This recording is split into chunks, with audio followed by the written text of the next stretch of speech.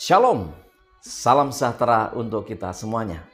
Bertemu kembali bersama dengan saya, Pendeta Daniel Siswanto. Kita akan melanjutkan pelajaran sekolah sahabat kita. Saudara, kita telah tiba di pelajaran yang ke-7 di triwulan yang ketiga di tahun 2024 ini. Satu pelajaran yang sangat menarik dan penting dengan judul Mengajar Para Murid bagian pertama. Namun sebelum kita mempelajari lebih lengkap, mari kita datang di dalam doa agar kiranya Roh Kudus Tuhan memberikan kemampuan hikmat untuk mengerti akan pelajaran ini. Kita berdoa. Bapa Surgawi Allah yang Maha Baik, sungguh kami memerlukan kuasa Tuhan, Roh Kudus Tuhan untuk mengurapi kami, memampukan kami mengerti, memahami akan firman melalui pelajaran sekolah sahabat ini. Berkati pemirsa dimanapun mereka berada. Dalam nama Yesus kami berdoa. Amin. Mengajar para murid bagian pertama. Ayat inti terdapat di dalam Markus 8 ayat 34. Lalu Yesus memanggil orang banyak dan murid-muridnya dan berkata kepada mereka, setiap orang yang mau mengikut aku, ia harus menyangkal dirinya, memikul salibnya, dan mengikut aku. Saudara, kerajaan Allah merupakan topik dominan dalam Markus. Yesus mengatakan bahwa dia mewakili kerajaan Allah. Juru selamat telah datang untuk memulihkan umatnya ke dalam kerajaan ini. Oleh karena itu, segala sesuatu dalam agenda duniawinya diorientasikan untuk memfasilitasi pemenuhan rencana penebusan Allah. Tidak seorang pun dapat menggoyahkan Kristus dari misinya. Dengan dedikasi sepenuh hati, dia mengabdikan dirinya sepenuhnya pada hal itu.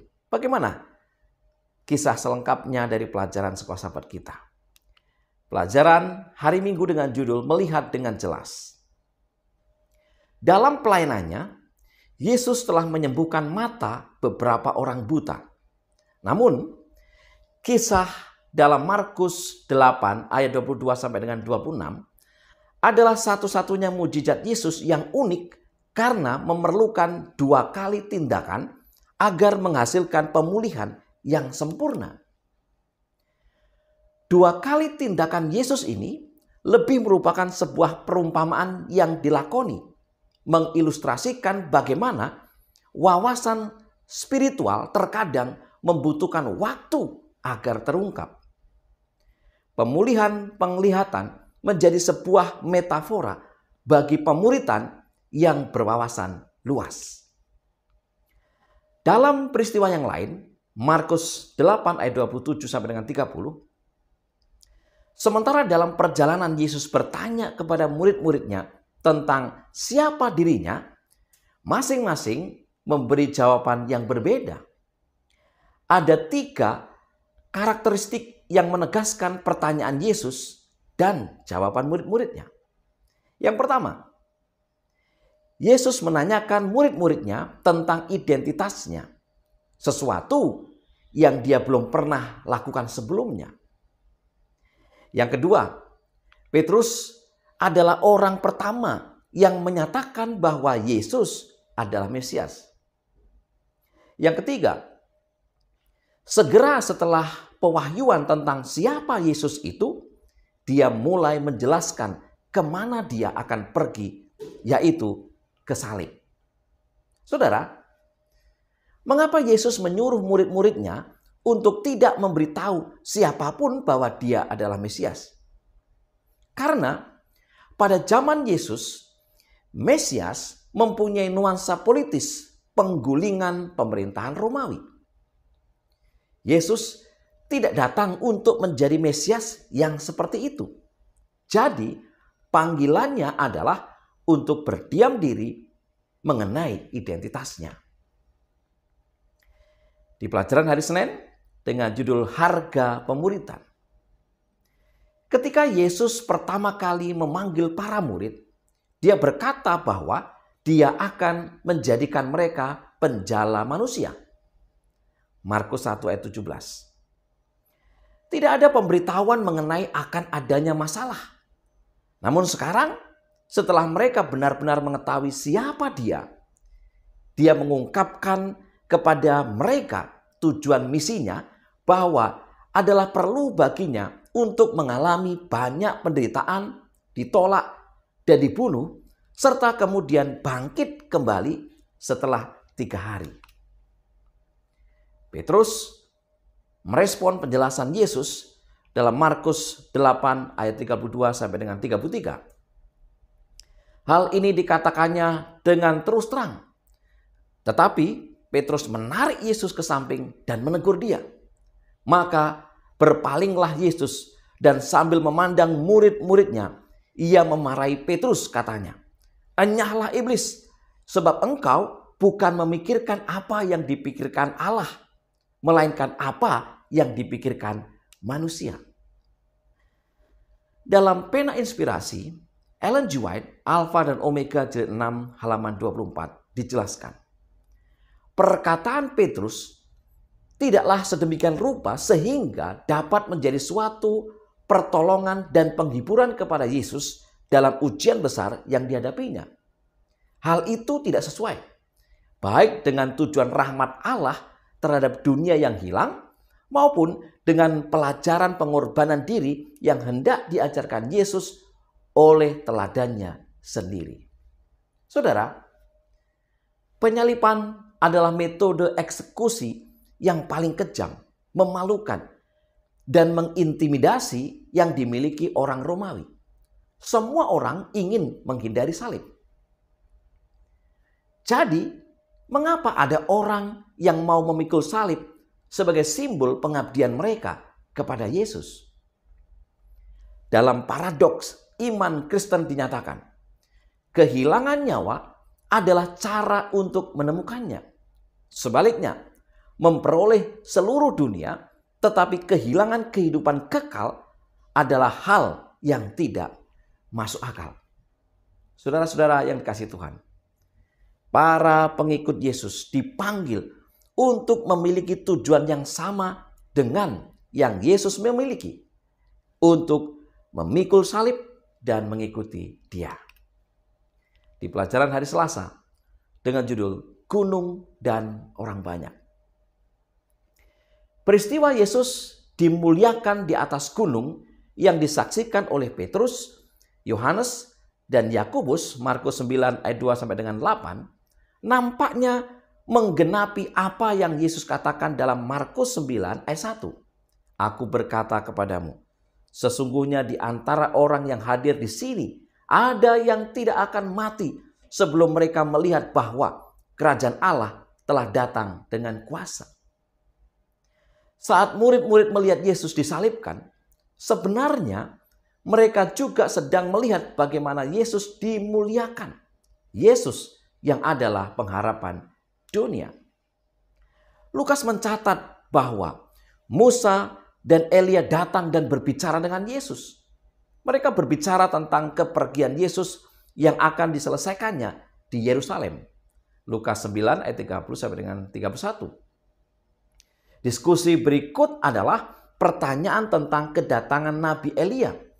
Markus 9 ayat 11. Yesus menjawab bahwa Elia sudah datang. Sebuah referensi kepada Yohanes Pembaptis. Persis seperti mereka membunuh Yohanes, demikian pula Yesus akan mati di tangan mereka. Tetapi dia atau Yesus akan bangkit setelah 3 hari. Saudara-saudara yang kasih Tuhan, ke-9 murid lain yang berada di kaki gunung telah menghadapi seorang anak laki-laki yang kerasukan roh jahat yang tidak dapat mereka sembuhkan. Kini mereka membawa persoalannya kepada Yesus.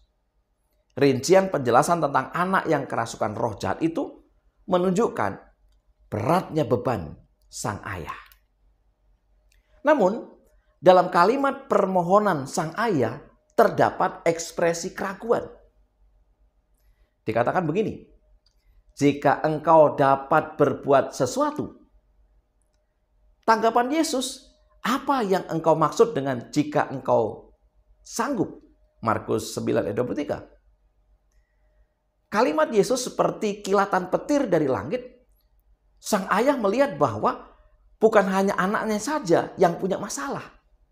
Dia juga punya masalah ketidakpercayaan. Dan ketidakpercayaannya bisa mengakibatkan anaknya tidak sembuh. Ayah yang putus asa itu menyerahkan dirinya pada belas kasihan Yesus dengan kalimat yang mengesankan. Aku percaya, tolonglah aku yang tidak percaya ini. Markus 9 ayat 24. Yesus pun menyembuhkan anak itu. Pelajaran hari Rabu dengan judul Siapakah yang terbesar? Saudara-saudara yang dikasihi Tuhan, para murid tampaknya kurang tertarik dengan rincian penjelasan Yesus tentang apa yang akan dialaminya menuju salib. Markus 9 ayat 32. Karena itu pembicaraannya tidak berlanjut. Saat Yesus dan murid-muridnya sudah tiba di Kapernaum dan setelah berada di rumah, Yesus bertanya tentang diskusi di antara murid-muridnya saat dalam perjalanan. Namun mereka diam. Murid-murid itu terdiam. Markus 9 ayat 33 sampai dengan 37. Tidak ada seorang pun yang angkat bicara. Suatu tanda pasti dari ketidaknyamanan mereka, yaitu para murid-murid, terhadap pertanyaan Yesus tersebut. Hampir seperti anak-anak yang ketahuan melakukan sesuatu yang mereka tahu salah. Percakapan mereka adalah tentang siapa yang terbesar. Saudara, meski sedikit dari kebanyakan orang mau mengakuinya, pertanyaan tentang siapa yang terbesar ini adalah sesuatu yang dipikirkan setiap orang. Namun, dalam kerajaan Allah, gagasan ini dijungkir balikkan. Yesus menanggapi yang dibicarakan murid-muridnya itu dengan dua langkah. Yang pertama, dia mengutarakan pernyataan yang jelas bahwa untuk menjadi yang pertama atau terbesar, engkau harus menjadi seorang hamba. Yang kedua, Yesus mengilustrasikan maksudnya dengan suatu tindakan. Markus 9 ayat 36 sampai dengan 37. Maka Yesus mengambil seorang anak kecil dan menempatkannya di tengah-tengah mereka. Kemudian ia memeluk anak itu dan berkata kepada mereka, barang siapa menyambut seorang anak seperti ini dalam namaku, ia menyambut aku. Dan barang siapa menyambut aku, bukan aku yang disambutnya, tetapi dia yang mengutus aku. Pembicaraan berlanjut dengan pertanyaan Yohanes tentang orang lain yang mengusir setan dengan menggunakan nama Yesus. Yesus merespon pertanyaan itu dengan mengajarkan pelajaran penting bahwa mereka yang tidak melawan kita adalah di pihak kita. Yesus menegaskan bahwa membantu mereka yang melakukan pelayanan Kristen, bahkan dalam cara-cara sepele sekalipun, tidak akan luput dari perhatian di surga. Di pelajaran hari Kamis dengan judul Orang Sehat dalam Neraka. Menarik bukan? Orang sehat dalam neraka. Beberapa aspek penting dalam pengajaran Yesus di Markus 9 ayat 42 sampai dengan 50. Yang pertama, anak-anak kecil yang dimaksudkan di sini, Markus 9 ayat 42, merujuk kepada orang-orang yang baru percaya. Berikutnya, para guru dan pemimpin ditugaskan dalam kerajaan Allah dengan tanggung jawab untuk merawat orang-orang yang baru bertobat ini dengan perhatian khusus. Persis dengan etika perjanjian lama dalam merawat mereka yang paling lemah dalam masyarakat kuno. Para janda, anak yatim piatu, dan orang asing. Pertanyaannya adalah, adakah Yesus benar-benar mengajarkan orang untuk memotong tangan atau kaki atau mencungkil mata? Markus 9 ayat 43, ayat 45, ayat 47. Tentu saja tidak. Yesus tidak sedang mengajarkan mutilasi. Ini adalah hal yang ditolak dalam Yudaisme. Tuhan sedang menggunakan hiperbola untuk menyampaikan maksudnya. Jika kehilangan satu tangan, kaki, atau mata merupakan suatu hal yang mengerikan, betapa lebih besarnya bencana yang akan terjadi bagi orang Kristen yang berbuat dosa. Adakah dia mengajarkan suatu neraka yang menyala-nyala selamanya? Markus 9 ayat 43 dan 48? Juga tidak. Yesus tidak sedang mengajarkan neraka yang menyala-nyala selamanya. Bagaimana kita tahu? Pertama, bagian tersebut mengandung aspek humor tertentu. Bayangkan, orang memasuki kota surgawi dengan satu mata, satu kaki, atau satu tangan. Kemudian, bayangkanlah orang-orang yang utuh anggota tubuhnya masuk neraka. Bukankah seharusnya kebalikannya? Menarik bukan? Ada pertanyaan yang perlu untuk kita renungkan. Apakah orang sehat ada di neraka? Itu adalah humor. Humor semacam itu atas topik yang begitu serius membuat orang berpikir bahwa Yesus mengilustrasikan suatu hal dengan hiperbola. Dosa harus ditanggapi dengan serius, sehingga lebih baik kehilangan tangan, kaki, atau mata daripada berbuat dosa. Konsekuensinya lah yang bersifat kekal, bukan api neraka itu sendiri. Mereka yang hilang tidak dibakar selamanya. Sebaliknya, mereka binasa selamanya. Saudara-saudara yang dikasihi Tuhan, sebagai kesimpulan pelajaran sekolah sahabat kita. Yang pertama, wawasan spiritual terkadang membutuhkan waktu agar terungkap. Itu sebabnya Yesus menggunakan ilustrasi, menyembuhkan mata sampai 2 kali tindakan. Yang kedua, para pengikut Yesus dipanggil untuk memiliki tujuan yang sama dengan yang Yesus miliki, untuk memikul salib dan mengikuti Dia. Yang ketiga, bawalah setiap persoalan kepada Yesus dengan penuh kepercayaan. Jangan ada keraguan, percaya saja. Yang keempat, membantu mereka yang melakukan pelayanan Kristen, bahkan dalam cara-cara sepele sekalipun, tidak akan luput dari perhatian di sorga. Dan yang kelima, dosa harus ditanggapi dengan serius, sehingga lebih baik kehilangan tangan, kehilangan kaki, atau kehilangan mata daripada berbuat dosa. Itulah pelajaran sekolah sahabat yang bisa saya bagikan pada pekan ini. Semoga membantu saudara menemukan poin-poin penting di dalamnya. Mari kita tunduk kepala dan berdoa. Tuhan Allah yang Maha Baik, sekali lagi kami bersyukur untuk pelajaran firman Tuhan melalui pelajaran sekolah sahabat yang sangat indah. Urapi kami dengan kuasa Roh Kudus-Mu. Mampukan kami untuk mengerti dan memahami, sehingga kami boleh tetap setia di dalam Tuhan, mempraktekkannya dalam kehidupan kami. Berkati pemirsa dimanapun mereka berada. Dalam nama Yesus kami berdoa. Amin. Saudara-saudara yang dikasihi Tuhan, sekali lagi mari kita terus mempelajari akan firman Tuhan teristimewa melalui pelajaran-pelajaran sekolah sahabat kita. Semoga ini menjadi berkat bagi kita.